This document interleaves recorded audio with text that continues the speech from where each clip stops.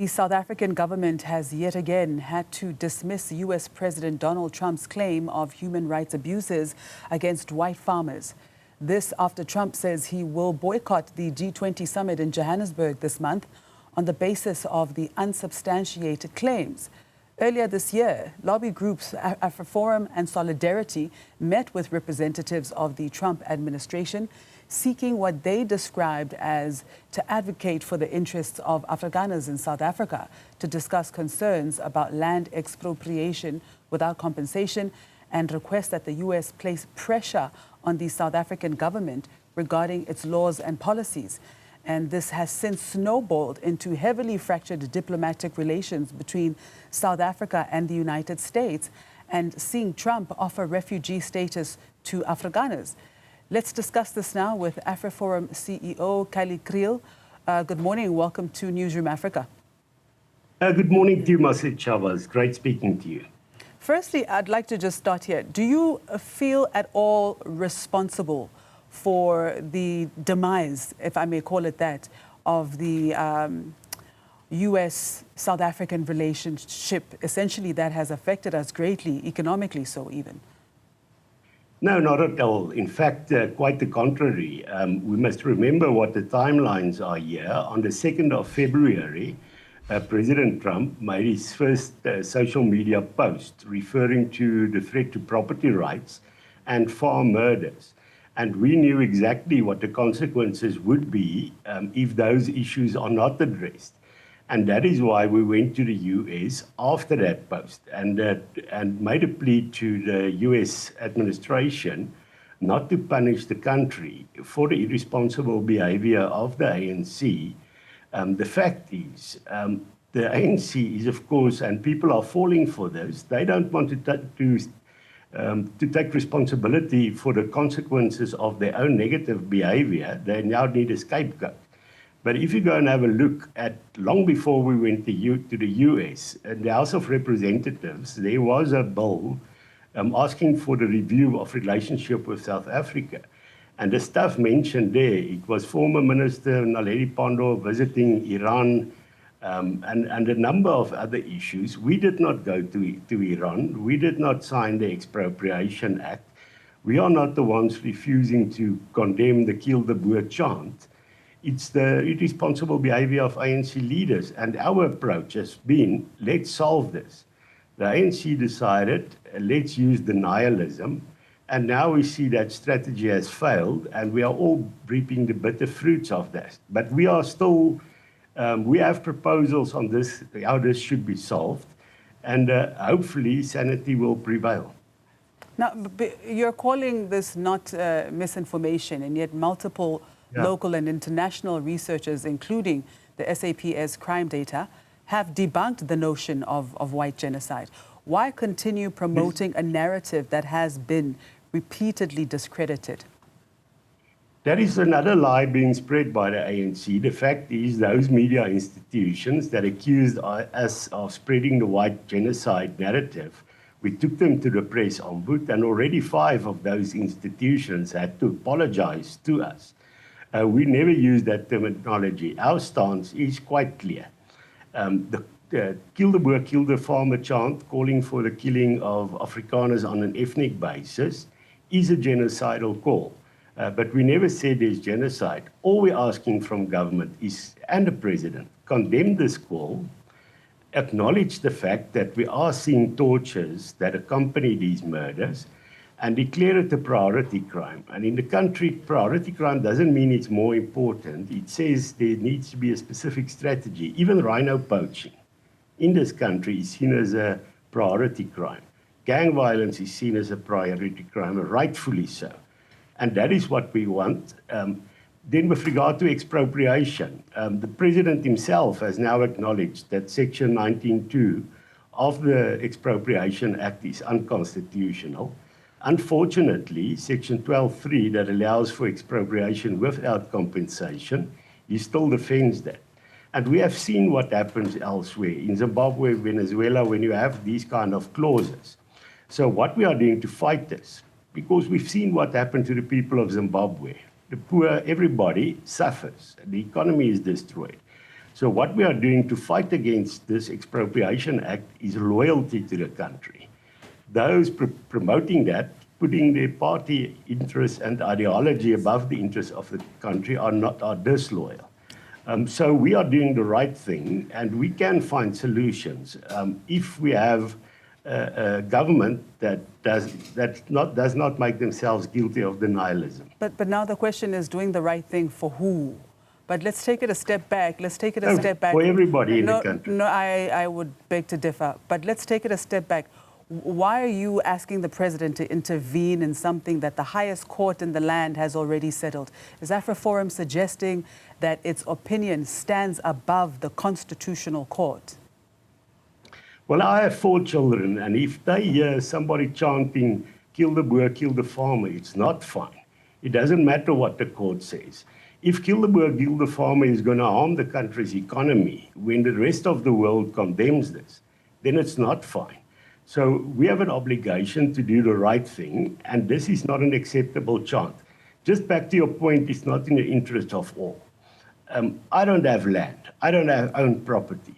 But the Expropriation Act will also harm me, because we've seen in Zimbabwe, when you have disrespect for property rights, you have hyperinflation, growing joblessness, that affects all. So we are fighting for the interests of the country. And the ANC is working against the people of this country, and we've seen that now with how they've been corrupt, how they've plundered the state, and we oppose that. And to ask that somebody should not chant, kill the boer, kill the farmer, is asking that we should stop the kind of polarization in the country that we are seeing because of this. That is in the interest of all. So it's a fallacy that we are working only in our own interest. Of course, I want to make sure my children have a future, but at the same time, we need to make this country work. And we have to do that by not having irresponsible policies that will bring high punitive tariffs against us. We fought against this for many times. If you look at our documents, it's open documents in the US, we have consequently asked, do not punish the country. Put pressure on the government to get rid of the policy of expropriation without compensation. But let's be absolutely factual. The slaughtering of white Afrikaners has been debunked. I mean, the fact that you are still here, that millions of Afrikaners are still here, that white billionaires are still here, doesn't that prove that there is no genocide? How do you claim slaughter when the victims are not even trying to escape? Well, you use the term genocide again. That is not the words we use. It is a reality that people are being tortured. 2 weeks ago, an elderly lady was, boiling water was thrown over. We've seen an electric drill being used to drill a hole into an elderly lady's feet. We've seen blowtorches used. It does not mean that if you take on those issues, that you don't care about the rest of the crime problem. We do care. If we as an organization, is probably the NGO that has done, in practical terms, the most to fight gender-based violence with Advocate Kallie Kriel and his team, taking on men that does that.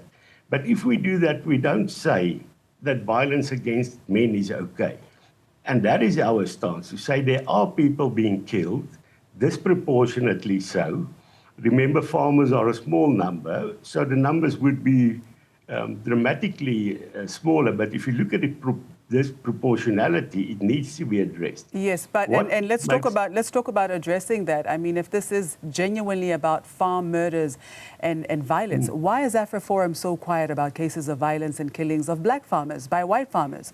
We've seen convictions and headlines from the 2017 coffin assault to reports of farm workers forced to eat fishes to cases where black men were fed to lions. Why doesn't AfriForum ever speak publicly about these victims? It seems that you haven't been following our statements. We have condemned this all along, but white farmers are not killing black farmers, as you've said. In fact, our neighborhood watchers also protect the whole community. We have black farmers that are part of our neighborhood watchers. So the few cases that you mentioned are horrible, But are we now saying, and we condemn them, but are you saying, because that's happening, we cannot have a serious problem when somebody openly says, kill the boer, kill the farmer, when the president of this country that has a responsibility refuses to even condemn it? There was research done. 67% of the people in this country think the president should condemn it. He's willing to jeopardize the economy of the country simply to stick to whatever ideology and his own party's interest. No, but Kallie, does AfriForum actually respect the authority of South Africa's courts and the judgments they hand down? Well, if you have a judge that was openly biased towards us, that said we have anachronistic ideas, she refuses to excuse herself. She was in a process of applying for a job in the appeals court. The people on the Judicial Service Commission, is Julius Maleva and Advocate Nkukai Tobe, both involved in that case. After she gave a judgment in their favor, she was appointed in that position. We cannot be quiet about that. Fortunately, the vast majority of judges in this country are fair, but we cannot accept that the charge should be made that we should be killed on the basis of our ethnicity. And that we will continue to fight. If we say, well, the court says it's fine, then that is exactly why we are going internationally, because we are not protected in this regard by the court. But now, does AfriForum's plight stand against the transformation of an entire nation who has, as you know, has been historically dismembered, butchered, and the majority of the people of this country are not even the ones that actually benefit from the country itself? No, well, I think you should not equate the leadership and the political elite with the people of this country. What we've seen in transformation policies, only a few benefit again and again. We see corruption. We are in favor of addressing inequalities with regard to all the people in the country. And to be able to do that, we need to respect property rights. Otherwise, the poverty is just going to increase. Those that want to increase inequality or only look after their own pockets don't care if the economy suffers because they have enriched themselves through corruption. And we will continue to fight for that. And that is in favor of the people, for the country, against those things that are irresponsible. All right. I think we'll leave it right there. Kallie Kriel, thank you so much for your time.